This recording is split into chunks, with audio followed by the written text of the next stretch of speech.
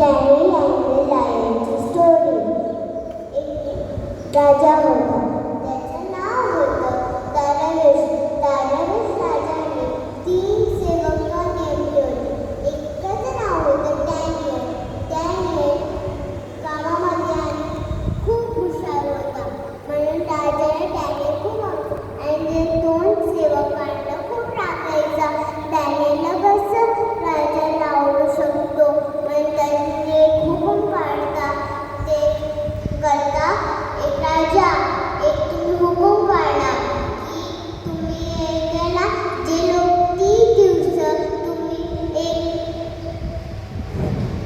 प्रेम कोणीच नाही करणार, 30 दिवस जे पण करेल त्याला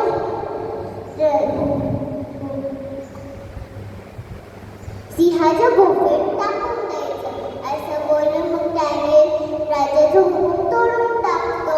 मग काय होतं त्याच्या दिवशी मग त्या 2 सेवकांनी बघितलं की ना त्याला मग 2 सेवकांनी परत राजाला सांगता की राजा त्याने तुमचं हुकूम तोडून टाकलाय म्हणून असं बोलून ते जाता.